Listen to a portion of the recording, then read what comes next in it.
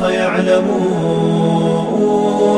أن نحن المسلمون قادمون.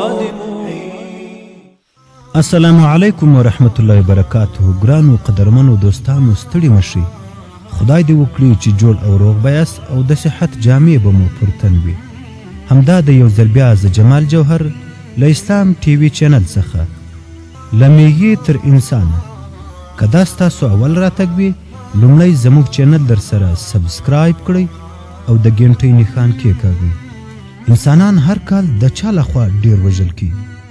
دا لیست چې لاندې ترتیب شوی دی د بیلابیلو سرچینو، نیشنل جیوګرافیک، د بیل ګیټس فاونډیشن او نورو په مرسته د 24 هغو حیواناتو، حشراتو او خزندګانو لیست دی چې هر کال په نړۍ کې تر نورو ډیر انسانان وژني. تمساح په منځني ډول هر کال یو سړی د تمساحګانو لخوا وژل کیږي او یا د دوی ښکار کیږي.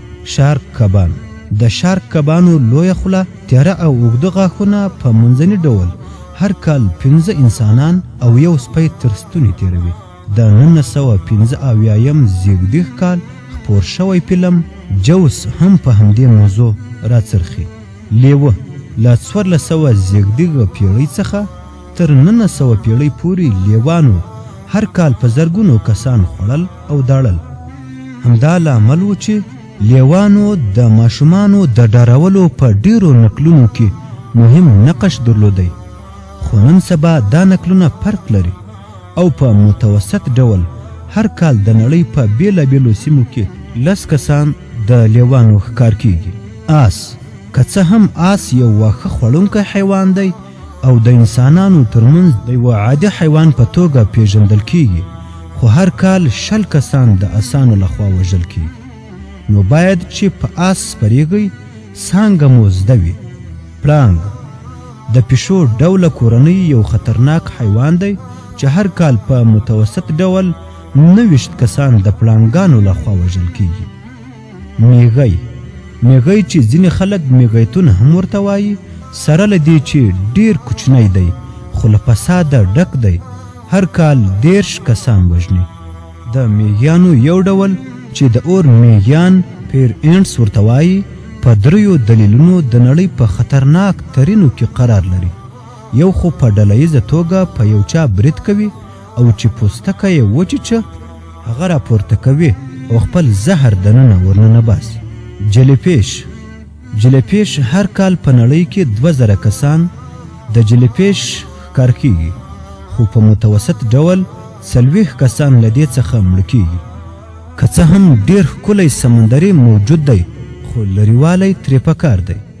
موچۍ انافیلاکسیس یو ډول سخت حساسیت دی چې د موچۍ د چیچلو له امله رامنځته کیږي او هر کال 53 کسان موچۍ په ټوله نړۍ کې وژني. هوسۍ که څه هم له قوارې ډیره عاجزه او معصومه معلومیږي، خو د حیواناتو په لیست کې هغه حیوان دی چې 3 عدده 130 کسان د دې له لاسه په نړۍ کې وژل کیږي. افریقایي میخه په نیشنل جیوګرافیک او انیمل پلانټ چینلونو کې به مو افریقایي میخې لیدلې وي چې ګله ګله او په یو اتفاق ګرځي. هر کال 2000 کسان د دې میخو لخوا وژل کیږي. زمریان د حیواناتو ډیر بدمعاشه ښکارچان دي او انسان ته د یو خوندور خوراک په توګه ګوري. هر کال 250 کسان په دې ستره دنیا کې د دوی ښکار کیږي.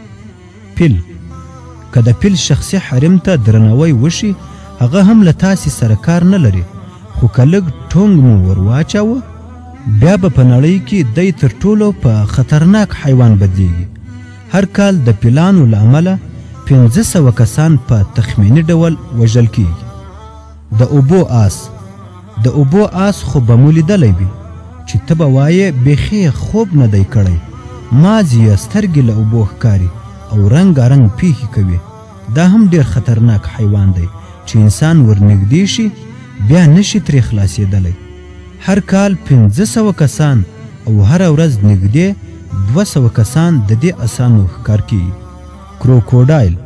کروکوډایل چې د تمساحګانو لږ متفاوت ډول دی ډیر فرصت طلبه دی.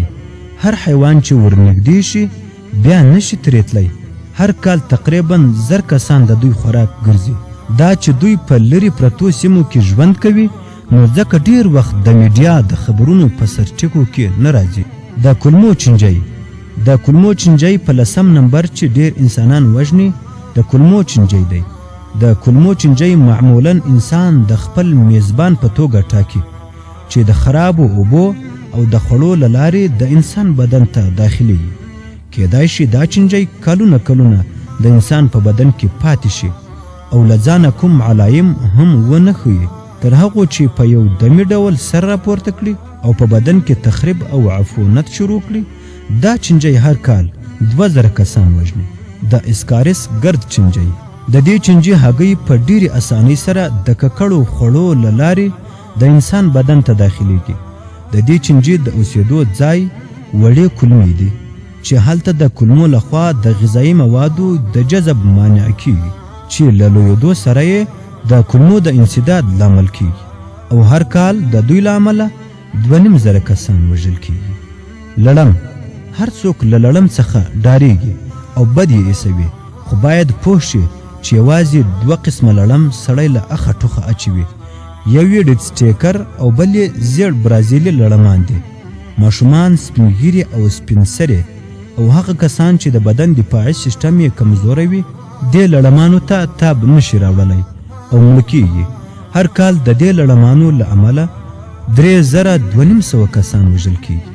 د خوږو اوبو حلزون ژوره د خوږو اوبو حلزون چې ځینې خلک ژوره هم ورته وایي په ګرمو او نیمه ګرمو سیمو په اوبو کې اوسي او دا له ځان داسې پرازیټونه خارجوي چې سړی په سټیس مایسیس باندې اخته کوي. د دې ناروغۍ لامل سخت خارش، د مثانې سرطان، بیا اولادي او په هضمي نظام کې ستونزې راولي. د دې حلزون له لاسه هر کال 10,000 کسان وژل کیږي. د ایسیسنبګ په نامه حشره وژونکی حشره ایسیسنبګ له خپل خطرناک بدن څخه پرازیټونه انتقالوي چې له امله یې چیګز ناروغي رامنځته کیږي چې د مغزو او زړه د پړسوب لامل کیږي. دا وژونکې ناروغي په کلني ډول 10,000 کسان وژني. د ټیسی میاشي یعنی غوماشه د دې غوماشي له امله چې د انسان بدن ته پرازیټ انتقالوي د افریقایي خوب لامل کیږي. که څه هم د دې ناروغي درملنه کیږي خو په لرې پرتو کلیو کې چې خلک دا غوماشه وچیچي نو درملنه یې له مشکل سره مخامخ شي چې بالاخره له څو کاله مبارزې سره ناروغ د عفونت له امله له منځه لاړ شي. د دې ناروغۍ څخه هر کال 10,000 کسان وژل کیږي. سپی چې د نورو حیواناتو په پرتله له انسان سره ډیر نږدې دی. له سپیانو څخه هر کال په نړۍ کې 25,000 کسان وژل کیږي. مار په نړۍ کې دریمه درنده ده چې له امله یې په نړۍ کې ډیر خلک وژل کیږي. که څه هم په امریکا کې 1% کسانو څخه چې مار چیچلي وژل کیږي، یعنی نور ټول د تدابیرو او روغتونونو له امله بچ کیږي، خو په نور نړۍ کې چې ژر روغتون ته نشي رسولی او د مارانو په اړه ځانګړی درمل نشته نو له امله یې تر 50,000 کسان وژل کیږي. انسان 2م نمبر دی چې خپل نوع انساني وژنې دوی د خپل جاهلیت فکر ایډیولوژي د جداوالي له امله په وژونکو وسلو سره انسانان وژني. انسان په کلني ډول نور انسانان د 415,000 په شمیر کې وژني. غوماشي د روغتیا د نړیوال سازمان د راپور له مخې د غوماشي نیخ هر کال 1 میلیون انسانان په نړۍ کې وژني. زیاتره دغه غوماشي د ملاریا غوماشي دی. سره له دې د ویسټنیل او د ډینګي تبه هم وژونکې تبې دي چې د غوماشي له لارې انتقالیږي. ګرانو قدرمنو دوستانو، که مو چیرې دا ویډیو خوښه شوې وي تر نورو دوستانو یې شیر کړئ.